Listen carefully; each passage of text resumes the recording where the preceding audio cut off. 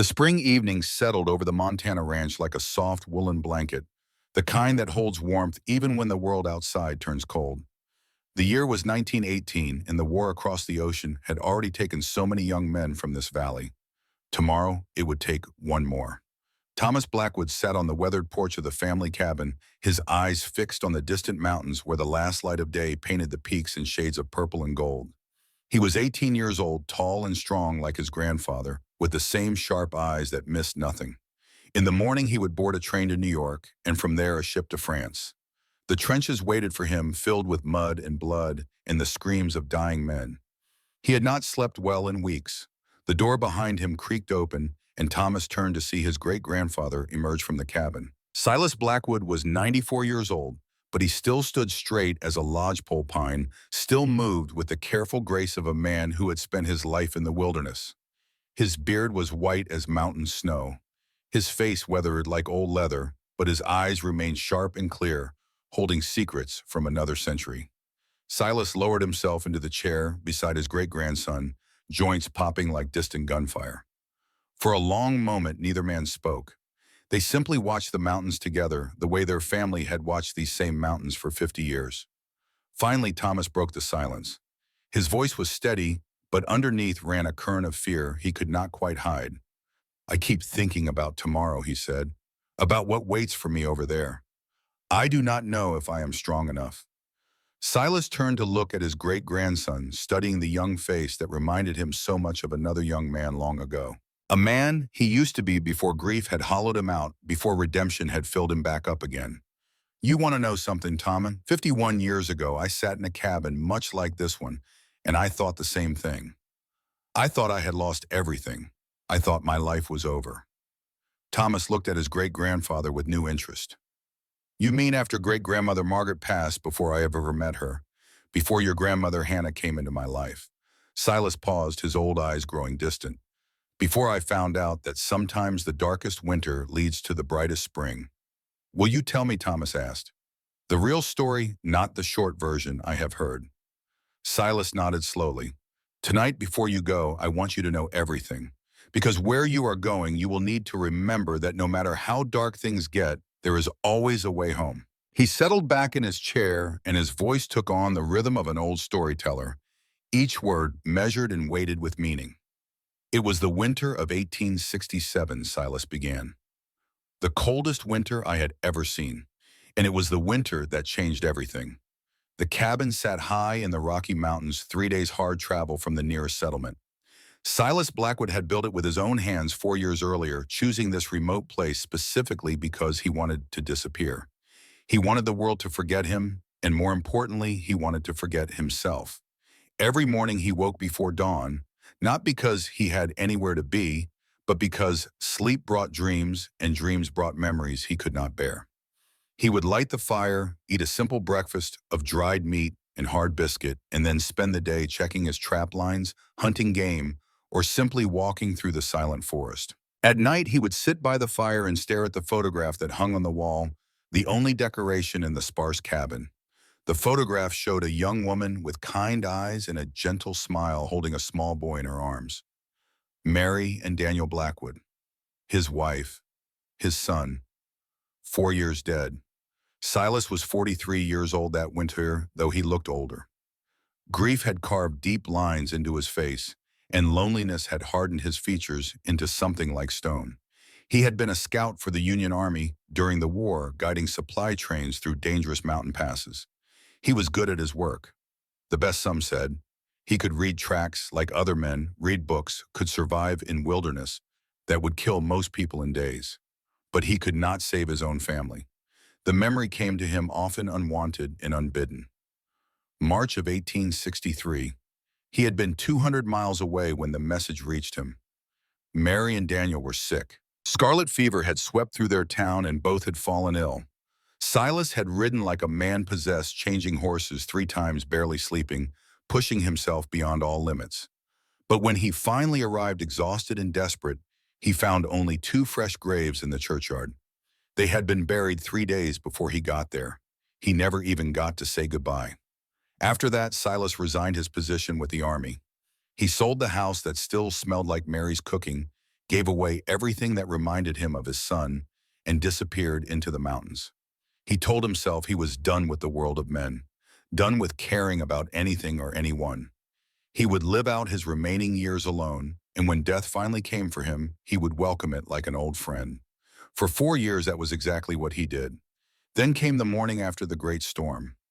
The blizzard had howled for 3 days straight, burying the world in white. When Silas stepped outside on that fourth morning, the silence was so profound it seemed to press against his ears. Snow lay thick as a man's waist in some places, and the pine trees sagged under their frozen burden. Silas pulled on his heavy bearskin coat and strapped on his snowshoes. Storm damage always meant work. Fence posts, knocked down traps buried, paths obliterated. He grabbed his hawk and rifle and set out to check the eastern fence line first. The morning was brutally cold, the kind of cold that freezes the moisture in your nose and makes your lungs ache with every breath. Silas moved carefully, his experienced eyes scanning the snow for any sign of trouble. After living alone in the wilderness for so long, vigilance had become second nature. He was halfway along the fence when he noticed something strange. Tracks in the snow, not animal tracks. These were long, dragging furrows as if someone had crawled through the deep snow, pulling themselves along with desperate hands. Silas stopped, his heart beginning to beat faster. No one should be up here. No one knew this place existed except for old Thomas the merchant in Elk Ridge, who traded supplies for furs twice a year. He followed the tracks, one hand resting on the handle of the Colt revolver at his hip. The trail led to an ancient pine tree, its lowest branches sweeping down to create a natural shelter beneath. The snow there had been disturbed, packed down as if something had burrowed underneath. Silas knelt down and pushed aside the snow-covered branches. What he saw made his heart stop. A child lay curled in the hollow beneath the tree. A little girl, maybe 6 years old, with dark brown hair frozen into stiff strands around her pale face. She wore a thin wool dress completely inadequate for the mountain winter, and her feet were bare. Her lips were purple, her skin was the color of old candle wax, and frost clung to her eyelashes like tiny crystals. But she was still breathing. Barely. Her chest rose and fell in shallow, irregular movements, and her breath came out in wisps of fog so faint, Silas had to look twice to see them. "Oh God," Silas whispered. The words were the first he had spoken aloud in weeks. For one terrible moment, he saw Daniel lying there instead of this unknown girl. Daniel, who had been about this same age when the fever took him. Daniel, who Silas had failed to save. "Not this time," Silas growled. He tore off his bearskin coat and wrapped it around the child, then lifted her carefully in his arms. She weighed almost nothing.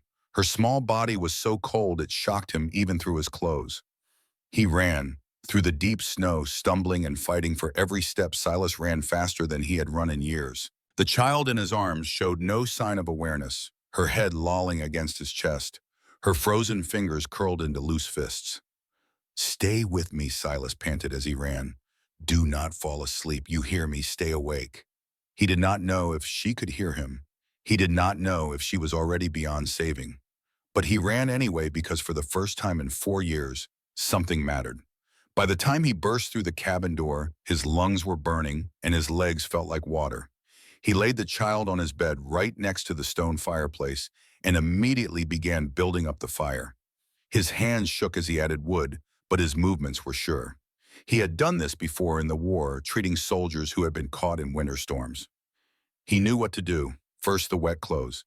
He stripped off the frozen dress as gently as he could, trying not to damage the fragile skin underneath. Frostbite had already begun on her feet, and fingers the flesh turning an angry red-purple that would likely leave permanent damage. He wrapped her in every blanket he owned, then heated water in a pot over the fire. Not too hot, that was the key. Warming a frozen body too fast could kill just as surely as the cold. He soaked cloths in the warm water and applied them to her neck, her armpits, her stomach, the places where major blood vessels ran close to the surface. As he worked, he noticed something in her hand. Even unconscious, her fingers were curled tight around a small object. Silas gently pried her hand open and found himself staring at a silver crucifix on a thin chain. It was simple but well made, and on the back, someone had engraved 2 letters and a date. SM 1865. This was not a child's necklace. This was the kind of crucifix worn by nuns. "Who are you?" Silas murmured, tucking the crucifix safely away. "Where did you come from?" The child, of course, gave no answer. She simply lay there hovering somewhere between life and death, while Silas kept vigil beside her through the long day and longer night. By evening, the fever began. This was actually a good sign. It meant her body was warming up, that her blood was flowing again, that she was fighting back against the cold that had nearly claimed her. But fever brought its own dangers, especially for someone already so weakened. The child thrashed in her blankets, moaning, crying out names that Silas did not recognize. "Mama," she whimpered. "Papa, do not leave me." Silas pressed a cool cloth to her forehead. "I am here," he said quietly, knowing she probably could not hear him. "You are not alone." More names spilled from her cracked lips, fragments of a life he knew nothing about. But one name came up more than any other, repeated like a prayer. "Sister Margaret. Sister Margaret, help me. Sister Margaret. Sister Margaret." None, most likely. The owner of the crucifix. "What happened to you, little one?" Silas wondered. "What horror drove you into my mountains?" He did not sleep that night. Instead, he sat beside the bed, changing the cool cloths on her forehead, trickling sips of warm water between her lips, watching her face for any sign of improvement. Outside, the wind picked up again, rattling the cabin walls, but Silas barely noticed. His entire world had narrowed to this small, fragile life, struggling to survive. Somewhere in the darkest hours of the night, between one heartbeat and the next, Silas realized something had changed inside him. For 4 years, he had not cared whether he lived or died. For 4 years, his heart had been a cold, empty thing, as frozen as the mountain peaks outside. But now, watching this unknown child fight for her life, he felt something stirring. Something he had thought dead forever. He felt purpose. "Please," Silas said softly, not knowing who he was talking to. "God, Mary Daniel, anyone who might be listening, please let her live." The second day dawned gray and cold, the storm still lingering on the horizon. Silas had not slept at all, but he felt strangely alert, running on something beyond ordinary energy. The child's fever had stabilized during the night, neither worsening nor improving. Her breathing was stronger now, more regular, and some color had returned to her cheeks. The frostbite on her feet and fingers looked bad, the flesh angry and swollen, but Silas had seen worse cases recover. There was hope. Around midday, while Silas was outside splitting wood, the wind shifted. He paused, axe raised, listening. There was something else on the wind, a sound that did not belong to the wilderness. Footsteps, heavy dragging footsteps coming through the deep snow.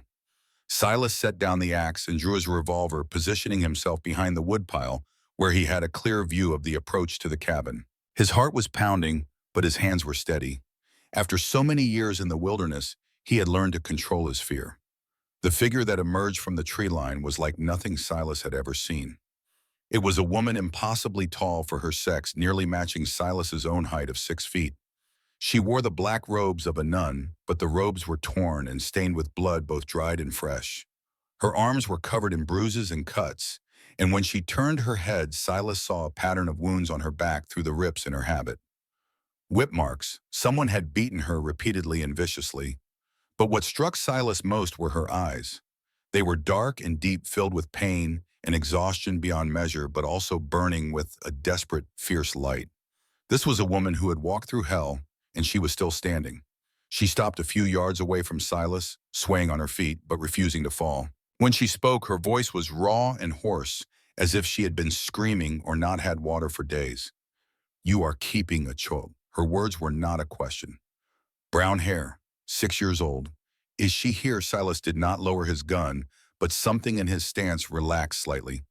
"Who are you, Wham?" "Sister Margaret Hayes." "The child, is she alive?"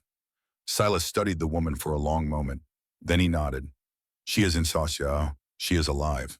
Sister Margaret's legs buckled. She did not faint, but the strength simply left her all at once, and she collapsed to her knees in the snow. Tears began to stream down her face, cutting tracks through the dirt and dried blood on her cheeks. "Thank God," she whispered. "Thank God."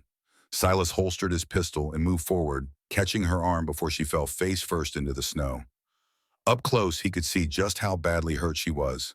Besides the whip marks and bruises, there were knife wounds on her arms, rope burns on her wrists, and her feet, visible through the torn leather of her boots, were in nearly as bad shape as the child's.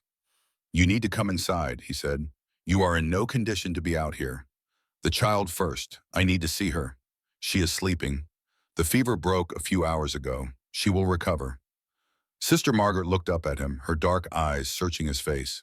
For a moment, something passed between them, an understanding that went beyond words. She had been through something terrible. He could see that, and somehow she had found her way here to his hidden cabin in the mountains, following the child she had clearly risked everything to save. "What is your name?" she asked. "Silas Blackwood." "Thank you, Silas Blackwood." Sister Margaret's voice cracked on the words. "Thank you for saving her." Silas helped her to her feet, supporting most of her weight as they made their way to the cabin door. When they stepped inside, the warmth of the fire wrapped around them like an embrace. Sister Margaret's eyes went immediately to the bed where the child lay sleeping, and a sound escaped her lips. A choked sob of relief and grief and love all mixed together.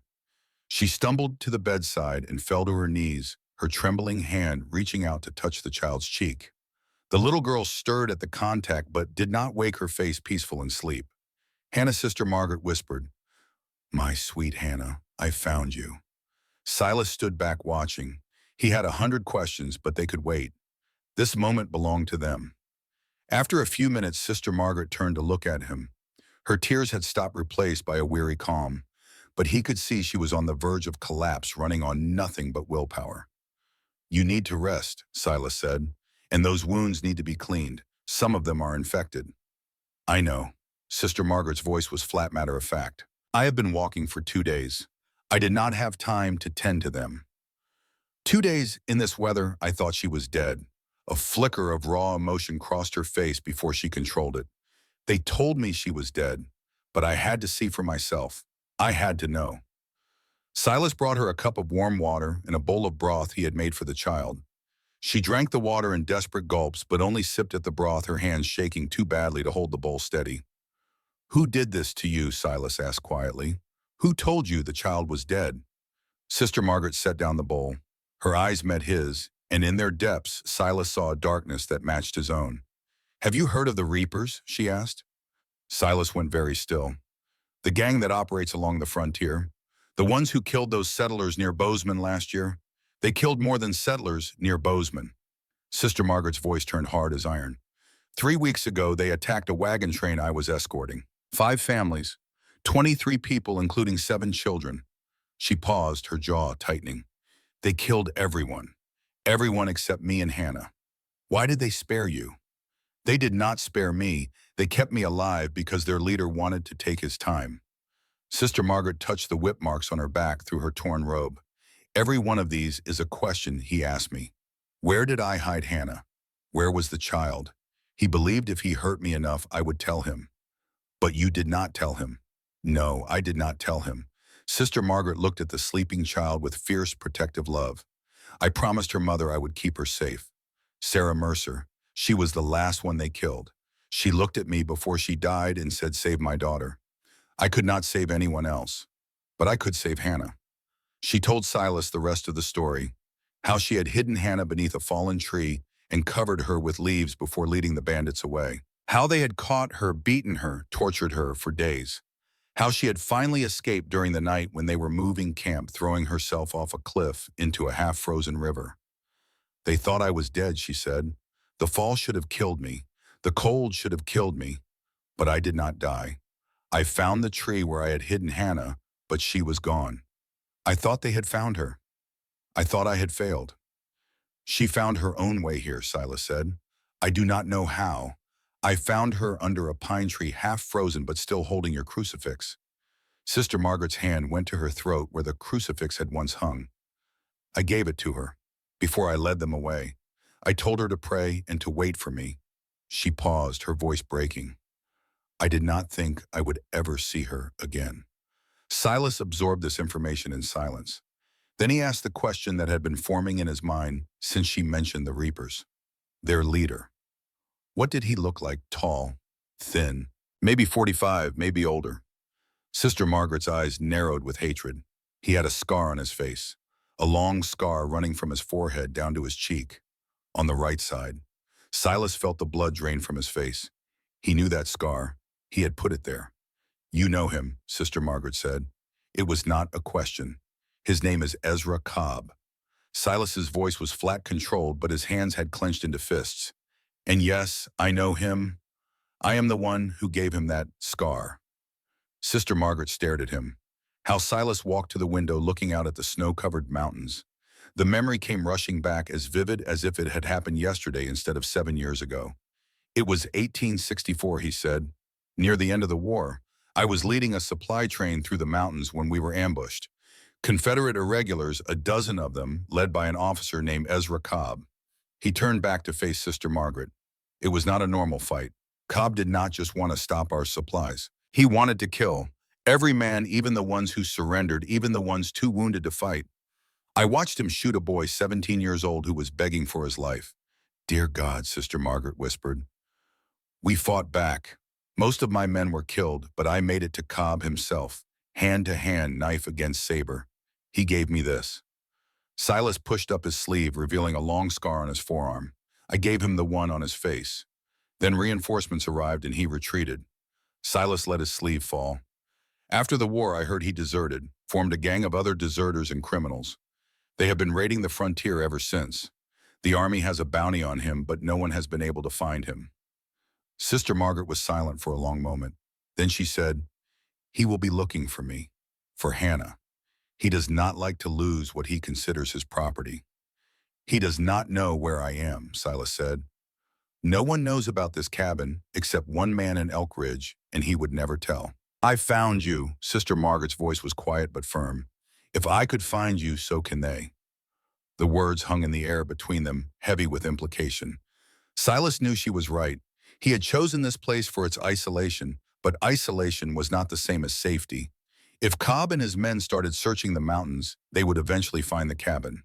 He looked at Sister Margaret, then at the child sleeping on the bed. 2 lives now depending on him. 2 people he had not asked for, had not wanted. But as he looked at them, something shifted in his chest. That cold, dead place where his heart used to be suddenly felt warmer. You should rest, he said finally. Both of you. We can figure out what to do in the morning. Sister Margaret nodded, exhaustion finally catching up with her. She moved to the bed and lay down beside Hannah, curling her large frame protectively around the small child. Within minutes, she was asleep. Silas sat down in his chair by the fire and watched them. The nun who had walked through hell to save a child that was not even hers. The little girl who had somehow survived the impossible. He did not know what the future held. He did not know if Cobb would find them or what would happen if he did. But for the first time in 4 years, Silas Blackwood felt something other than emptiness. He felt hope. The 5th day after the storm brought a brief break in the weather. The sun emerged from behind the clouds, making the snow sparkle like diamonds, and the temperature rose to something almost bearable. Hannah woke that morning truly conscious for the first time since Silas had found her. Her eyes fluttered open, confused at first, then widening with fear as she took in the unfamiliar surroundings. Sister Margaret was there instantly, gathering the child in her arms. It is all right, Hannah. You are safe. I am here. Sister Margaret. Hannah clung to her, sobbing. I thought you were dead. The bad men said you were dead. I am not dead. I came back for you just like I promised. For several minutes, Hannah cried against Sister Margaret's chest, releasing all the terror and grief she had held inside. Silas stood across the room, giving them space, but Hannah's eyes kept darting to him with obvious fear.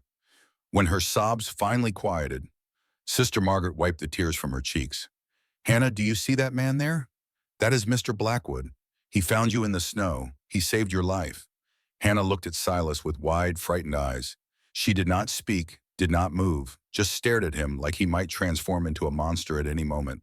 Silas understood. She had seen what men could do. The Reapers had shown her the worst of humanity. For a child her age, every man was now a potential threat. So he did not approach. He simply sat down in his chair, keeping his hands visible, and spoke in the quietest voice he could manage. Hello, Hannah. You have been very sick, but you are getting better. You are safe here. No one will hurt you. Hannah did not respond. She just buried her face in Sister Margaret's shoulder, her small body still trembling. That first day set the pattern for those that followed. Silas kept his distance from Hannah, never approaching unless necessary, always moving slowly and speaking softly. He gave up his bed to Sister Margaret and the child sleeping instead on the floor near the fireplace. He rose before dawn each morning to build up the fire, and he had breakfast ready before either of them woke.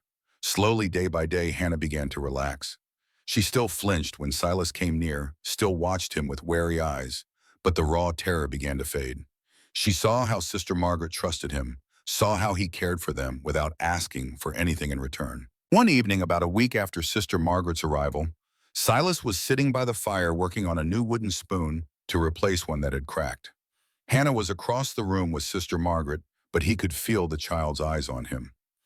Carefully, he kept working, not looking up, letting her observe him without pressure.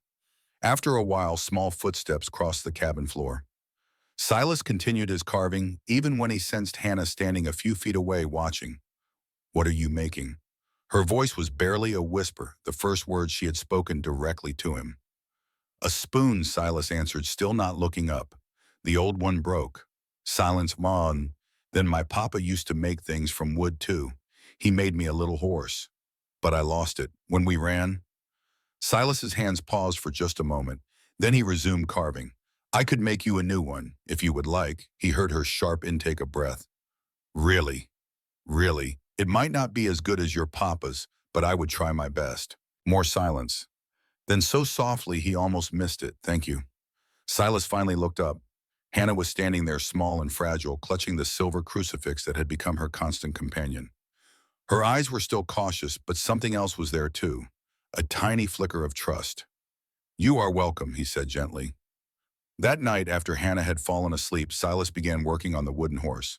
Sister Margaret watched him from across the room, her dark eyes thoughtful. "You are good with her," she said quietly. "I am just trying not to scare her. It is more than that. You understand what she needs." Sister Margaret paused. "You have had children." It was not a question, and Silas did not deny it. "One," he said, "a son, Daniel. He died 4 years ago. He was about Hannah's age." "I am sorry. Do not be. It was not your fault." Silas's hands kept working, shaping the wood. "It was mine. I was not there when he needed me, when they both needed me." Sister Margaret was quiet for a long moment. Then she said, "You are here now." Silas looked up and met her eyes. "Yes," he said, "I am here now." 2 days later, Silas found the tracks. He was on his morning patrol, checking the trap lines and watching for any sign of danger when he came across something that made his blood run cold. Hoof prints in the snow, many of them. At least 6 horses, maybe more, moving in a formation that spoke of military training. He followed the tracks for half a mile, his unease growing with every step. At a place where the riders had stopped, he found cigarette butts and empty shell casings. 44 Henry ammunition. Expensive and rare. Reapers. Silas ran back to the cabin, his heart pounding. When he burst through the door, both Sister Margaret and Hannah looked up in alarm. "We have a problem," Silas said, breathing hard. "There are riders in the area, 6 or more. From the tracks, I would guess they are reapers." Sister Margaret went pale, but her voice stayed calm. "How far?" "About 5 miles east. The tracks are 1 or 2 days old. They are searching for something. For us, most likely." Silas looked at Hannah, who had gone very still, her eyes wide with fear. "We need to prepare." The next few days were filled with frantic activity. Silas showed Sister Margaret every trap, every defensive position, every escape route he had established over 4 years of living in these mountains. To his surprise, she absorbed the information quickly and efficiently, asking intelligent questions and offering suggestions of her own. "You have training," he observed one afternoon after watching her set a deadfall trap with expert precision. "My father was a blacksmith in Fort Benton," Sister Margaret replied. "He wanted a son, but he got me. So he raised me like one, taught me to ride, to shoot, to survive. And your strength." 15 years working the forge, starting when I was 10. Pulling bellows, swinging hammers, hauling iron. She looked down at her large, calloused hands. "People called me unnatural, said no man would want me." She shrugged. They were probably right. "But my father taught me to use what God gave me, not to apologize for it." Silas handed her his Colt revolver. "Show me what you can do with this." They walked to a small canyon half a mile from the cabin where the sound of gunshots would not carry far. Silas set up 3 targets at 30 feet, and Sister Margaret took aim. 3 shots. 2 hit the target dead center. 1 went slightly wide. "Not bad," Silas said, "but you are thinking too much. Shooting is like breathing.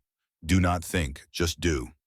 He stepped behind her, not touching, but close enough that she could feel his presence. "Trust your instincts," he said quietly. The target, the gun, and your breath. That is all that exists. Sister Margaret fired 3 more shots. All 3 hit the center. She turned to look at him, a small smile on her lips, the first real smile he had seen from her. My father used to say the same thing. Your father was a wise man. Her smile faded slightly. He died when I was 25. Accident at the forge. After that, I had nothing. No family, no home. A man in town wanted to marry me, but not for love. He wanted the forge. When I refused, he made my life impossible. Silas understood without asking. Small towns could be cruel to women who did not fit their expectations. The convent took me in, Sister Margaret continued, gave me purpose, gave me a place to belong. She paused. But sometimes I wonder if I was running toward God or just running away from men. Maybe both, Silas said. Does it matter? Sister Margaret considered this. No, she finally said. I suppose it does not. That night after Hannah was asleep, they sat together by the fire closer than they had sat before. Something had shifted between them during the shooting lesson, some barrier coming down. Can I ask you something? Sister Margaret said. Ask, why do you live up here alone? What are you running from? Silas was quiet for a long moment. Then he told her about Mary and Daniel, about the fever that took them while he was far away doing important work, about the guilt that had consumed him ever since. I was supposed to protect them, he said. That was my job. That was the only thing that mattered. And I failed. Sister Margaret listened without interrupting. When he finished, she said, So you came up here to die, to wait. Silas corrected. To wait until death came for me. I figured it would not take long, but it did. But it did. He looked at her. 4 years and I am still here. 4 years of nothing but emptiness and regret. And then Hannah appeared. And then you. What changed everything? Silas's voice was rough with emotion. You asked me why I helped you. Why I did not just turn you away. The truth is, when I found Hannah in the snow, I saw my son. I saw Daniel frozen and alone, and I could not let it happen again. This was my second chance. I could not waste it. Sister Margaret reached out and took his hand. Her grip was strong and warm. You did not waste it, she said.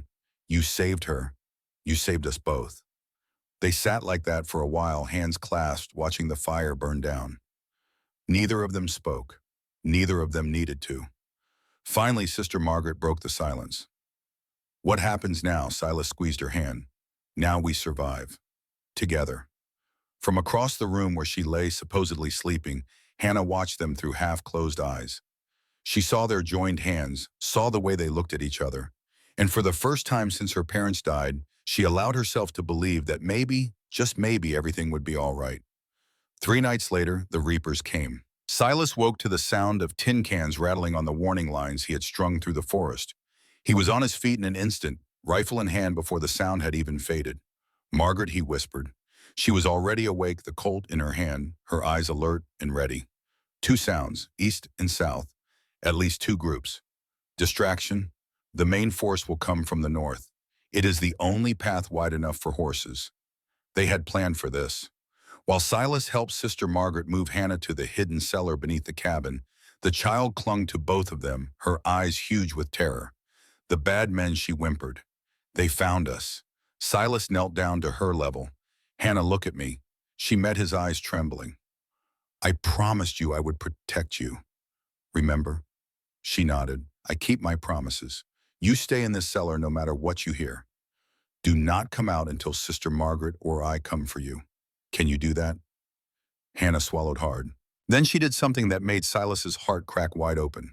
She threw her arms around his neck and hugged him tight. I believe you, Papa, she whispered. I believe you. Silas held her for just a moment, feeling tears sting in his eyes. Then he gently detached her arms and lowered her into the cellar. Sister Margaret kissed her forehead. We will come back for you, she said. I promise.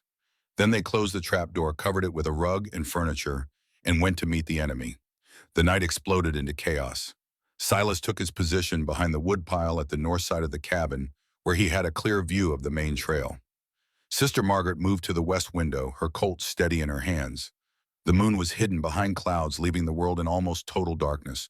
But Silas had lived in these mountains long enough to see by starlight alone. He counted the shadows moving through the trees. 5 men approaching from the north, just as he had predicted. They moved with the confidence of experienced killers spreading out to surround the cabin. Silas waited. Patience was a hunter's greatest weapon. The lead man stepped into the clearing, and Silas squeezed the trigger. The Hawken roared, and the man dropped without a sound. For a moment, everything went still. Then all hell broke loose. Silas Blackwood. A voice rang out through the darkness, a voice that Silas recognized instantly. It was older now, rougher but unmistakable. "I know you are in there. Give me the nun and the child, and I will let you live." Silas did not answer. He was already reloading his hands, moving with practiced efficiency. "I know you can hear me, Blackwood." Ezra Cobb continued, his voice carrying a mocking edge. 7 years I have carried this scar on my face. 7 years I have dreamed of finding you. And now here you are playing hero for a nun and a brat. How pathetic. From the west window, Sister Margaret fired. Another shadow dropped. "There is someone else," one of the reapers shouted, "not just Blackwood." The gunfight that followed was brutal and chaotic. Muzzle flashes lit up the darkness like lightning. Bullets thudded into the cabin walls, sending splinters flying. Silas moved from position to position, firing, reloading, firing again. The traps he had set began to take their toll. A scream echoed through the night as one man fell into a concealed pit lined with sharpened stakes. Another cry followed when a deadfall of heavy stones came crashing down on an attacker who had triggered the tripwire. But the Reapers were experienced fighters, and they adapted quickly. They stopped advancing blindly and began using the trees for cover, trading shots with Silas and Sister Margaret in a deadly standoff. As the first gray light of dawn began to creep over the mountains, Silas realized they were running low on ammunition. He had perhaps 10 rounds left. Sister Margaret had even fewer. "You are running out of bullets!" Blackwood Cobb shouted as if reading his mind. "I can wait all day. Can you?" Silas was about to respond when a new sound cut through the morning air. A wolf howl, but not from a real wolf. It was a signal one that Silas recognized from his days as an army scout. Gunfire erupted from a new direction, catching the Reapers completely by surprise. Silas saw 3 figures emerging from the tree line to the west, firing as they came. "Blackwood," a familiar voice shouted. "We saw them heading up the mountain. Figured you could use some help, old Thomas." The merchant from Elk Ridge and his 2 sons, Matthew and John, the only people who knew where Silas lived. The Reapers, caught between 2 forces, and having already lost nearly half their number, began to fall back. But before Ezra Cobb disappeared into the trees, he turned and shouted one last threat. "This is not over, Blackwood. I will come back. And next time I will burn this whole mountain to ashes." Then he was gone, swallowed by the forest. The aftermath of the battle was grim. 5 of the Reapers lay dead in the snow, their blood staining the white ground crimson. Matthew had taken a bullet to the shoulder, but the wound was not life-threatening. Old Thomas approached Silas, his weathered face grave. "You cannot stay here," he said. "Cobb will return and he will bring more men." "I know." Silas looked at the cabin that had been his home for 4 years. "We are leaving, going to Fort Ellis. Fort Ellis is 7 days from here in good weather. In winter, it could be 10 or more." Old Thomas shook his head. "With a child and a wounded woman, that is a hard journey. It is the only choice." Silas met the old man's eyes. "The army can protect them, and they have a bounty on Cobb. Maybe they can finally put an end to him." Old Thomas nodded slowly. "Then I wish you luck, Blackwood. You are going to need it." They left the cabin at first light the next morning. Silas led the way, carrying most of their supplies on his back.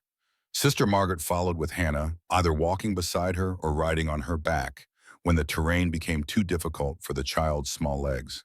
They brought only what they absolutely needed: food, water, blankets, ammunition, and the medical supplies that might mean the difference between life and death. The first day was the hardest. The snow was deep, sometimes reaching up to their waists, and every step required enormous effort. The temperature hovered well below freezing, and the wind cut through their bodies like knives. But they kept moving. Mile after mile, hour after hour, they pushed forward through the frozen wilderness. Hannah amazed them both. She did not cry, did not complain, did not ask for rest, even when Silas could see she was exhausted. She simply put one foot in front of the other, her small face set with determination. "You are very brave," Silas told her. during a brief rest stop. Hannah looked up at him with those solemn brown eyes. Mama said being brave does not mean you are not scared. It means you keep going even when you are. Your mama was a wise woman. Hannah nodded. She and Papa are stars now. They watch over me from the sky. Silas felt his throat tighten. I am sure they do. As the days passed, the bond between the three of them deepened. They fell into a rhythm, a wordless understanding of each other's needs and capabilities. When Silas grew tired, Sister Margaret took the lead. When Sister Margaret needed rest, Silas carried Hannah on his shoulders. When Hannah faltered, both adults were there to support her. At night, they huddled together in whatever shelter they could find, caves and overhangs and dense groves of pine trees that blocked the wind. They did not dare light fires for fear of attracting attention, so they relied on shared body heat to survive the bitter cold. One night in a small cave about halfway to Fort Ellis, Hannah fell asleep between Silas and Sister Margaret, her small body pressed against both of them for warmth. Her breathing was even and peaceful, the sleep of a child who felt safe despite everything. Sister Margaret watched the sleeping girl, her face soft in the dim light that filtered through the cave entrance. She has started calling you Papa, she said quietly. I noticed. Silas did not know how to feel about it. Is that all right? I think so. She needs a father. She lost hers in such a terrible way. Sister Margaret paused. You are good for her. She is good for me. Silas looked at Hannah's sleeping face. I thought I was dead inside. I thought I would never feel anything again. But she brought me back. We brought each other back. Sister Margaret's voice was barely a whisper. All three of us. Silas turned to look at her. In the faint starlight, her face was beautiful in its strength, its honesty, its fierce determination. She was unlike any woman he had ever known. Margaret. He used her name without the title for the first time. She met his eyes. Yes, when we reach Fort Ellis and Hannah is safe, what will you do? Sister Margaret was silent for a long moment. Then she said, I do not know. Everything I thought I knew about my life, about my place in the world, it all feels different now. Different how? She looked away, her jaw tightening as if she was fighting some internal battle. When I took my vows, she said slowly, I promised three things: poverty, obedience, and chastity. I promised to dedicate my life to God and the church. And now I am not sure those vows mean what I thought they meant. She turned back to him, her dark eyes glistening. I thought serving God meant hiding from the world, living behind walls, following rules, never letting myself feel anything too deeply. But these past weeks, protecting Hannah, fighting to survive, being with you, it feels more like service than anything I ever did in the convent. Silas reached out and took her hand. It was not a romantic gesture, not exactly. It was simply a connection, a way of saying I understand without using words. You do not have to decide anything now, he said. I know. Sister Margaret squeezed his hand. But I want you to know that whatever happens, I am glad I found you. I am glad we are together. So am I. They sat like that for a while, hands clasped, watching over the sleeping child who had brought them together. Outside, the wind howled through the mountains, but inside the cave there was warmth. On the fourth day, disaster struck. They were crossing a narrow canyon when Silas heard the sound he had been dreading since they left the cabin. Hoofbeats on stone, men's voices echoing off the canyon walls. The reapers had found them. Up there, Silas pointed to a cliff face on their left. There was a narrow ledge about 30 feet up, barely visible from below. It is our only chance. He tied Hannah to his back with a rope and began to climb. The cliff was nearly vertical, covered in ice and snow, with only the smallest protrusions of rock to use as handholds. One slip would mean death. But Silas had climbed worse in his years as a scout. He moved carefully but quickly, finding holds where none seemed to exist, pulling himself and Hannah up inch by inch. Sister Margaret climbed behind him. Her unusual strength served her well here, allowing her to grip holds that most women and many men could not have managed. She climbed like someone who had done this before, sure and steady. Below them, the reapers entered the canyon. Up there, someone shouted. They are climbing. Gunfire exploded, bullets ricocheting off the rock face inches from Silas's hands. He did not stop, did not slow down. He kept climbing. A bullet tore through Sister Margaret's sleeve, grazing her arm. She grunted in pain but did not let go. Blood began to run down her wrist, making the rock slippery, but still she climbed. Keep going, Silas shouted. We are almost there. With a final desperate effort, he hauled himself and Hannah over the edge of the ledge. A second later, Sister Margaret followed, rolling onto the narrow shelf of rock and gasping for breath. Silas pulled out his revolver and fired 2 shots down at the Reapers. He did not hit anyone, but it forced them to take cover, buying precious seconds. This way, he grabbed Hannah and ran along the ledge, which curved around the cliff face and disappeared into a narrow crevice. Sister Margaret followed, clutching her wounded arm. They emerged on the other side of the ridge where the terrain dropped away into a steep forested slope. Without stopping to rest, they plunged into the trees, running and sliding downhill as fast as they dared. Behind them, the sound of pursuit gradually faded. The Reapers would have to find another way around the cliff, which would take hours, maybe longer. They had escaped. For now. That night, they sheltered in a small cave high on a mountainside. It was cold, bitterly cold, but they did not dare go any lower where the Reapers might find them. Sister Margaret's wound was not serious, just a deep graze, but Silas cleaned and bandaged it carefully. As he worked, their eyes met. "You should have left me," Sister Margaret said. "If I had fallen, you could have moved faster. I would never leave you." Silas's voice was firm. "We survived together or not at all." Sister Margaret said nothing, but her eyes spoke volumes. Hannah sat a few feet away watching them with wide eyes. She had been silent since the climb, processing everything that had happened. Finally, she spoke. Papa Silas looked at her. "Yes, are the bad men going to catch us?" Silas moved to sit beside her, wrapping an arm around her thin shoulders. "No, I will not let them. How do you know? Because I promised you, and I keep my promises." Hannah was quiet for a moment. Then she said, "Mama said when people die, they become stars." She pointed up at the sky, visible through the cave entrance. She said she and Papa would watch over me from up there. "I am sure they are watching right now," Hannah nodded. "I see them, those 2 bright ones right there." She pointed at 2 stars shining more brilliantly than the others. "That is Mama and Papa." Silas felt tears prick his eyes. "They are beautiful." Hannah turned to look at him. "Do you have anyone in the stars, Papa?" The question hit Silas like a physical blow. For a moment, he could not speak. Then he said, "Yes. My wife Mary and my son Daniel. They died a long time ago." "Are they bright too?" "Very bright." Silas's voice was thick with emotion. "The brightest stars I have ever seen." Hannah reached out and took his hand. "Then you have 4 stars watching over you now, yours and mine together." Silas looked down at the small hand in his, then up at the stars, then back at Hannah. "4 stars," he repeated. "Yes, I suppose I do." From across the cave, Sister Margaret watched them with tears streaming silently down her face. She had spent years in the convent, praying, meditating, searching for God, but she had never felt his presence as strongly as she did in this moment, watching a broken man and a wounded child heal each other with simple words of love. On the 7th day, Hannah fell ill. It started with a cough, then chills, then a fever that left her face flushed and her eyes glassy. The combined stress of the journey, the cold, the fear, and the physical exertion had finally overwhelmed her small body. "We have to keep moving," Silas said, though it broke his heart to say it. "If we stop now, we all die." "She cannot walk like this." Sister Margaret lifted Hannah into her arms where the child curled against her chest, shivering despite the blankets wrapped around her. "I will carry her." For the next 2 days, they pushed on through increasingly difficult terrain. Sister Margaret carried Hannah almost constantly, her incredible strength finally being tested to its limits. Silas broke trail through the deep snow trying to find the easiest path, but there was no easy path in these mountains.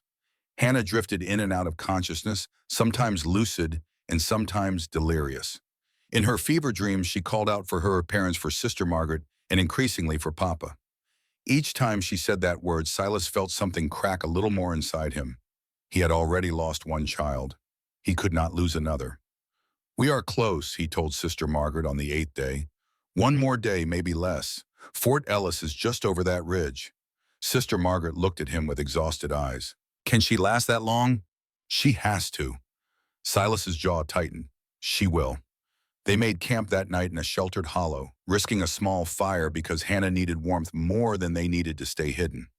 Silas sat beside the child, holding her hand, willing her to hold on just a little longer. Papa Hannah's voice was weak, barely a whisper. "I am here. Are we going to make it?" "We are going to make it, I promise." Hannah managed a small smile. "You always keep your promises." Always. But even as he said the words, Silas knew they were not out of danger yet, not by a long way. The eighth day dawned gray and cold with heavy clouds threatening more snow. They broke camp before first light, Sister Margaret carrying Hannah while Silas led the way through the forest. They had been walking for perhaps 2 hours when Silas stopped abruptly, holding up a hand for silence. In the clearing ahead, blocking the only path forward, stood Ezra Cobb and 3 of his remaining men. Cobb sat on his horse, the scar on his face vivid even at a distance. He was smiling the smile of a predator who had finally cornered his prey. "Hello, Blackwood," he called out. "Did you really think you could escape me?" Silas pushed Sister Margaret and Hannah behind him, drawing his revolver. He had 4 bullets left. There were 4 enemies. The math was simple, but the reality was not. Cobb and his men had rifles. They had the advantage of horseback, and they were spread out, making it impossible to target them all. "This is between you and me, Cobb." Silas kept his voice steady.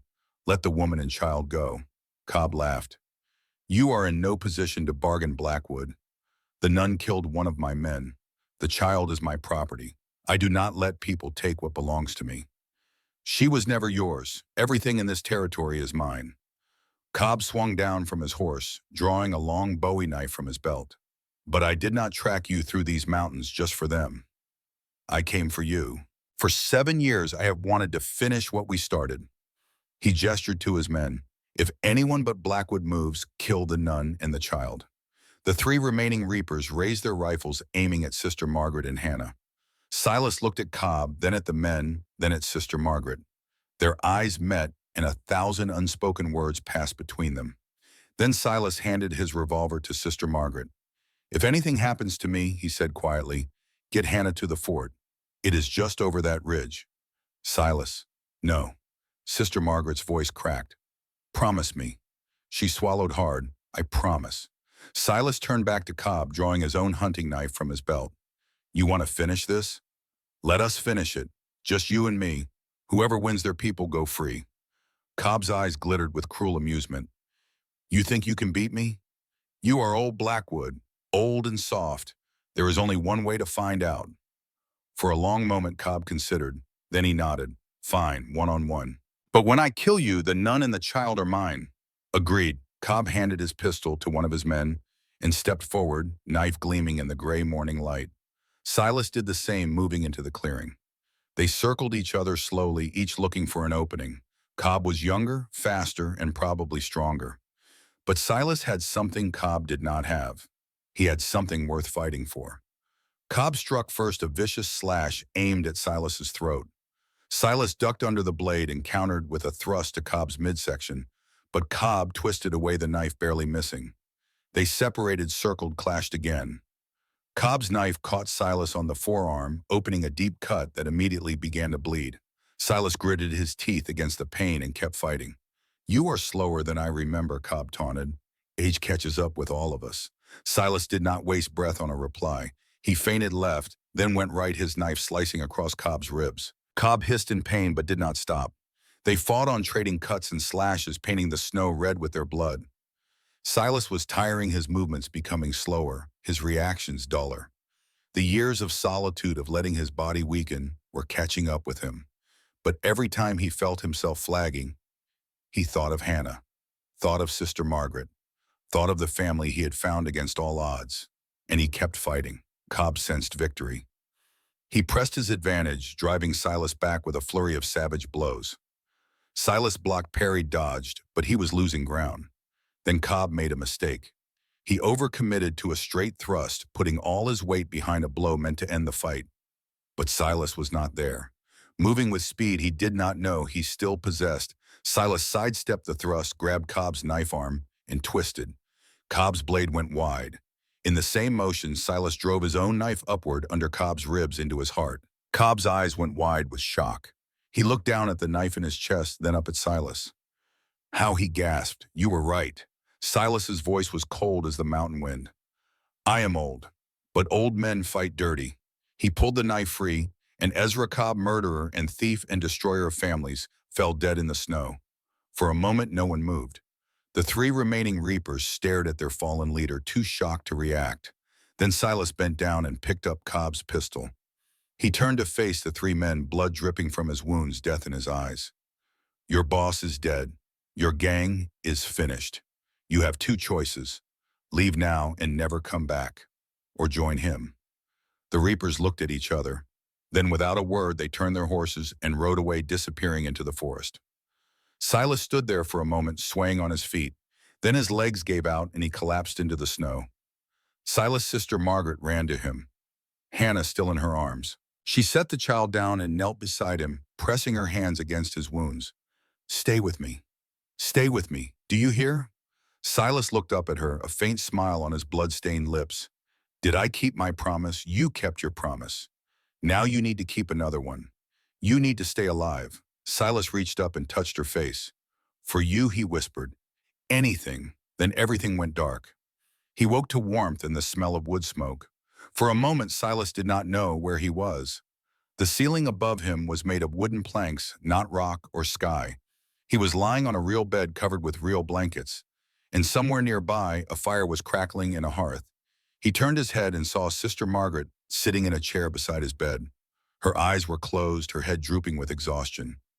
Beyond her, through a window, he could see a flag flying in the wind. The stars and stripes. Fort Ellis. They had made it. As if sensing his gaze, Sister Margaret's eyes fluttered open. When she saw him looking at her, her face transformed with relief and joy. You are awake. She leaned forward, taking his hand. The doctor said you had lost too much blood.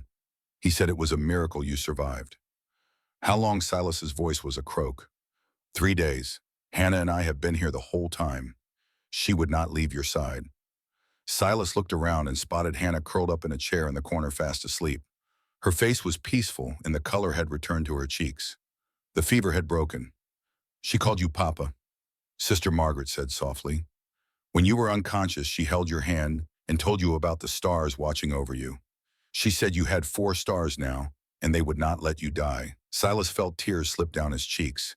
He did not try to stop them. Sister Margaret squeezed his hand. You saved us, she said. You saved both of us. We saved each other. She smiled, that rare, beautiful smile that transformed her whole face. Yes, I suppose we did. They stayed at Fort Ellis for 2 weeks while Silas recovered from his wounds. Colonel Matthews, the fort's commander, listened to their story with grave attention. When they were finished, he shook his head slowly.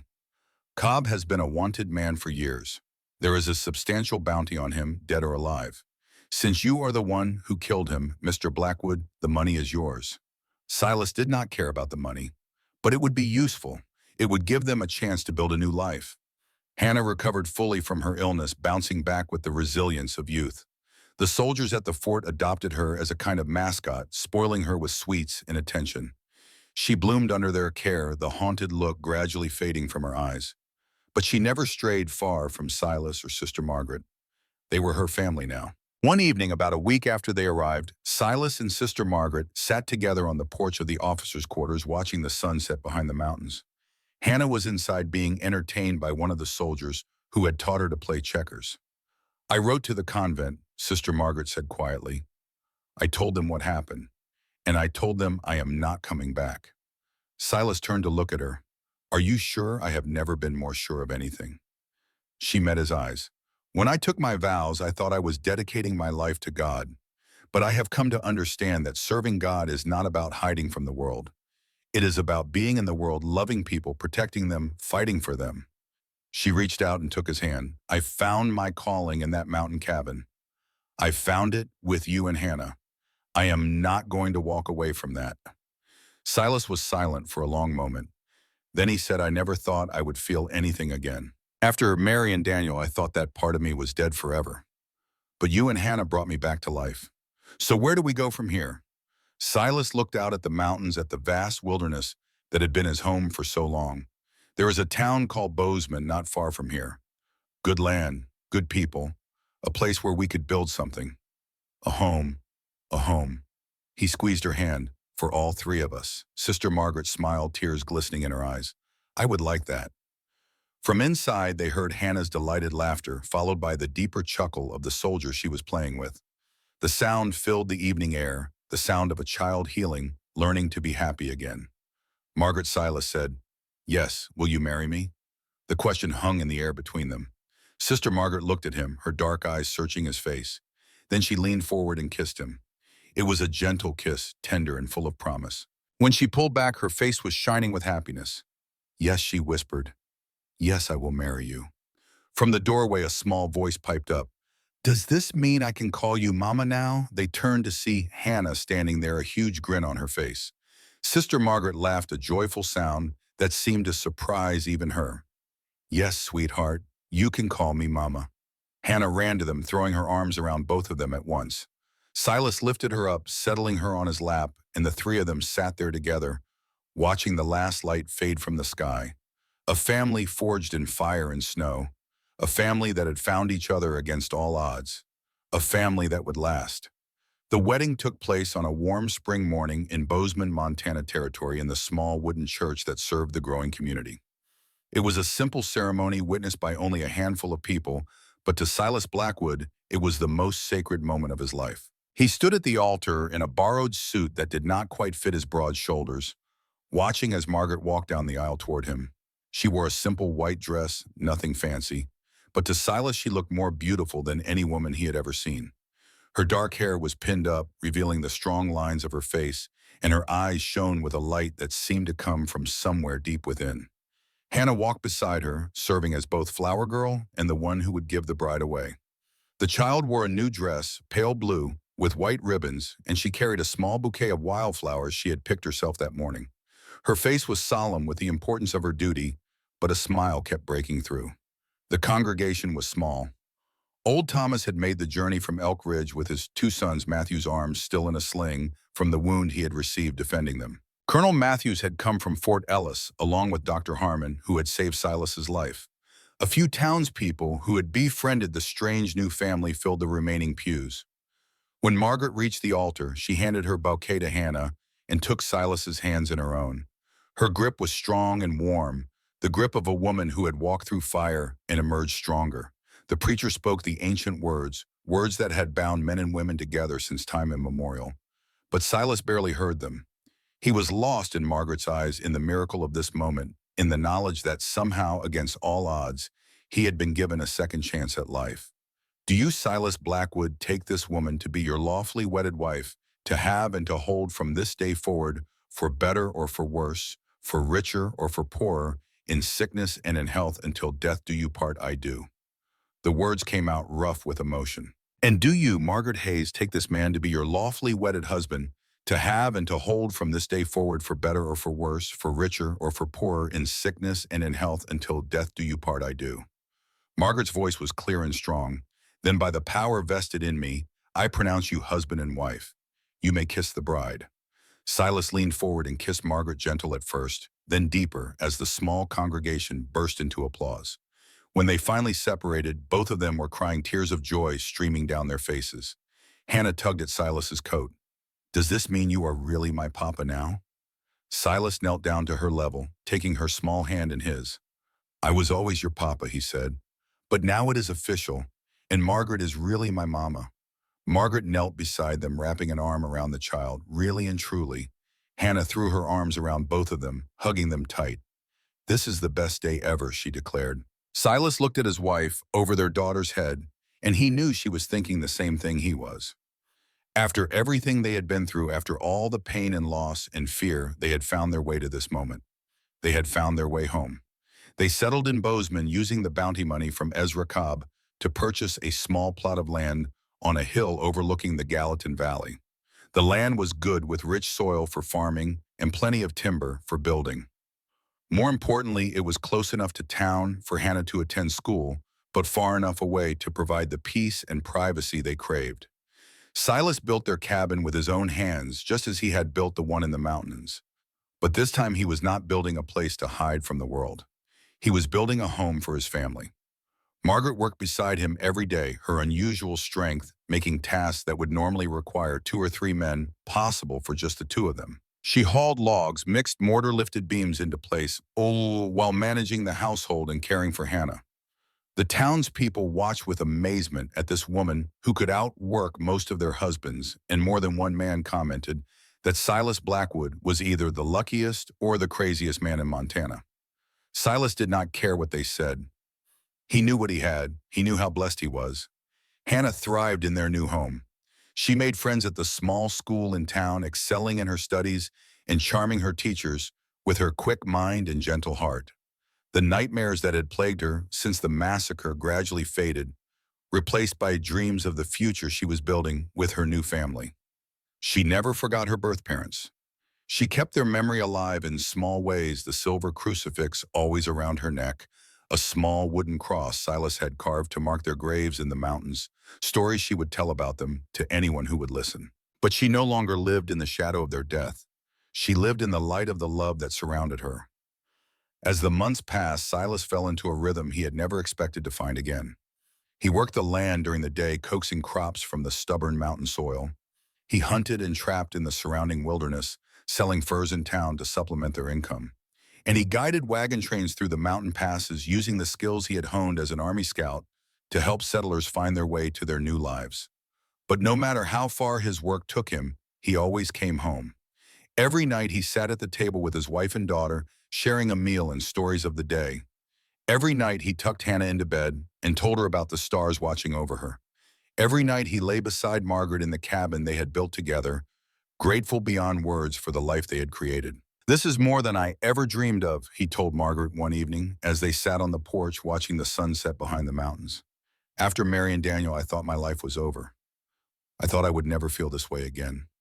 Margaret leaned her head against his shoulder. "God works in mysterious ways," she said. "He brought us together through tragedy. But he brought us together. Do you ever regret it, leaving the convent?" "Never," Margaret's voice was firm. "What I have here with you and Hannah, this is what I was always meant to do. This is my calling." Silas kissed the top of her head. "I love you, Margaret Blackwood. I love you too, Silas." From inside the cabin, Hannah's voice called out, "Mama, Papa, come look at the stars." They rose and went inside where Hannah was pressed against the window, pointing up at the night sky. "Look, 4 stars in a row. That is Mama and Papa Mercer and Mary and Daniel. They are all together now." Silas and Margaret looked at each other, then at the child who had brought them together. "Yes," Silas said softly, "they are all together and they are watching over us." Hannah turned and threw her arms around both of them. "I love you," she said. "I love you so much." "We love you too, sweetheart," Margaret replied. "More than all the stars in the sky." The first year passed like a dream. The cabin grew into a proper home with a bedroom for Hannah, a kitchen for Margaret, and a workshop where Silas could craft furniture during the long winter months. A barn went up next, housing a milk cow, a team of horses, and a small flock of chickens that Hannah claimed as her special responsibility. Neighbors came to visit, bringing gifts and curiosity about the unusual family that had settled in their valley. They found a former mountain man who spoke more than he used to, a former nun who could outwork any farmhand, and a child who had survived horrors that most people could not imagine. They found a family. Margaret started teaching the local children their letters and numbers, setting up a small school in the town meeting hall. Her patience and intelligence made her a natural teacher, and soon parents were traveling from miles around to have their children educated by the tall woman with the kind eyes and the gentle voice. Silas became known as the best guide in the territory, a man who could lead you through the mountains in any weather and get you to your destination alive. Settlers sought him out, railroad surveyors hired him, even the army occasionally requested his services. But he always made sure his trips were short, never more than a week or two. He had learned the hard way what happened when he was away from home too long. Hannah grew like a weed, shooting up several inches in that first year and losing the gaunt, haunted look she had carried when Silas first found her. She learned to ride horses, to shoot a rifle, to track animals through the forest. She learned to read and write, to do sums in her head, to recite poetry by heart. She learned what it meant to be loved unconditionally, and she blossomed under that love like a flower in spring. The seasons turned winter, giving way to spring to summer, summer to fall, and fall to winter again. Each day brought small joys and small challenges, the ordinary business of living that adds up to a life. And through it all, the bond between the three of them only grew stronger. Then in the early spring of 1869, Margaret told Silas something that changed everything. They were sitting on the porch again, watching the last of the snow melt on the distant peaks. Hannah was inside practicing her letters by the light of the fire. "Silas," Margaret said, her voice carrying an odd note that made him turn to look at her. "I need to tell you something." "What is it?" She took his hand and placed it on her stomach. There is going to be another member of our family. For a moment, Silas did not understand. Then realization dawned and his eyes went wide. You mean you are with child? Yes, Margaret smiled, tears glistening in her eyes.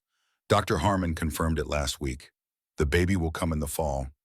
Silas stared at her, emotions churning through him, too fast to name. Joy, fear, wonder, grief for Daniel, the son he had lost, hope for the child to come. A baby, he whispered.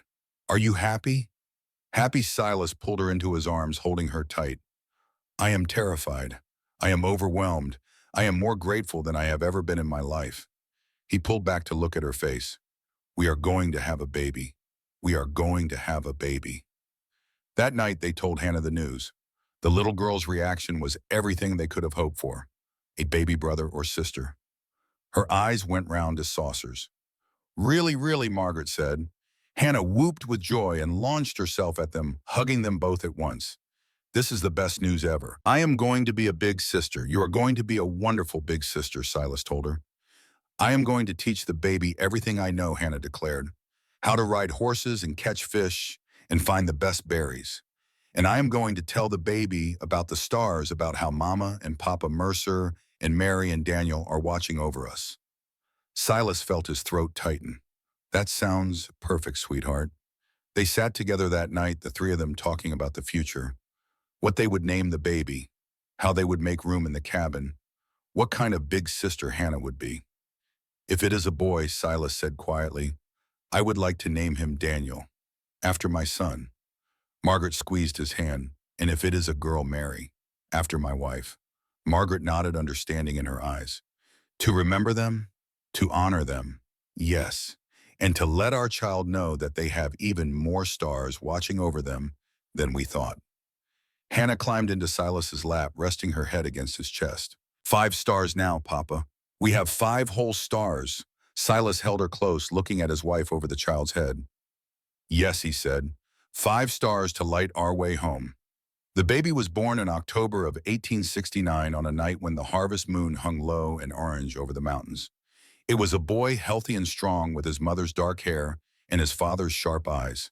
They named him Daniel, as Silas had wished. Daniel Thomas Blackwood, the middle name in honor of old Thomas the merchant, whose timely intervention had saved all their lives.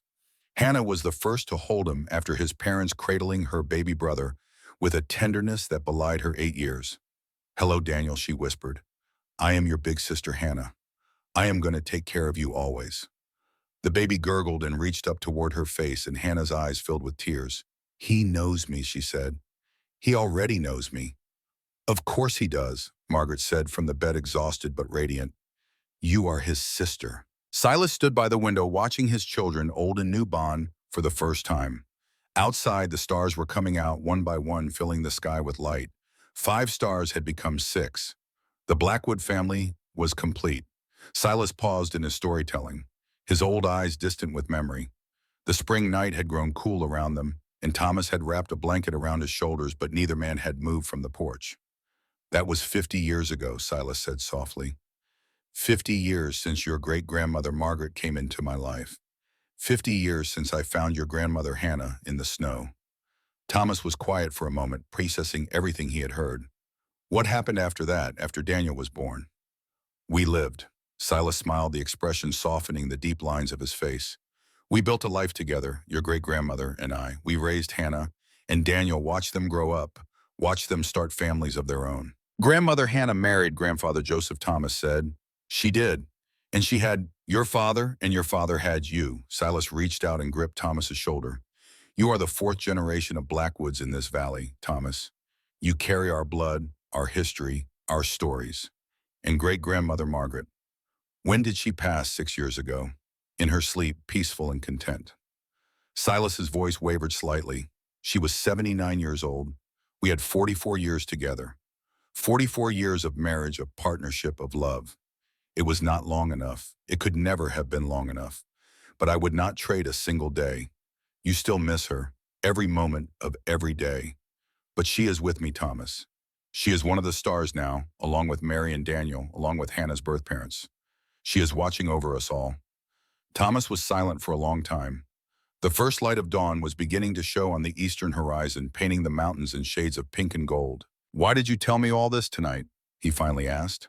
Before I leave, Silas turned to face his great-grandson, his eyes bright with unshed tears. "Because you are going to war, Thomas. You are going to see terrible things. You are going to face death, maybe your own, maybe the death of friends. You are going to be tested in ways you cannot imagine." He gripped the young man's hands in his own, his voice fierce with intensity. "But I want you to remember this story. I want you to remember that no matter how dark things get, no matter how lost you feel, there is always a way home. I was a broken man, Thomas. I had given up on life. I was just waiting to die. Then Hannah appeared. Then Margaret found me. And everything changed." He released Thomas's hands and sat back, his expression softening. "You will face your own darkness over there. You will have moments when you think you cannot go on, when you think there is nothing left worth fighting for. When those moments come, I want you to remember the stars, the stars. Your grandmother Hannah taught me that. The people we have lost, they are not really gone. They are stars watching over us, guiding us home. You have 6 stars now, Thomas. 6 stars that will never stop loving. You never stop waiting for you to come home." Thomas felt tears streaming down his face, but he did not wipe them away. "What if I do not make it back?" he whispered. Silas smiled a smile full of love and sorrow and fierce hope. "Then you will become a star too, and you will watch over the ones who come after you just as we will watch over you." He pulled his great-grandson into an embrace, holding him tight. "But I believe you will make it back, Thomas. I believe it with all my heart. Because Blackwoods are survivors. We have walked through fire and snow and come out the other side. We have faced death and chosen life. That is who we are. That is who you are." They held each other as the sun rose over the mountains, casting long shadows across the valley that the Blackwood family had called home for 50 years.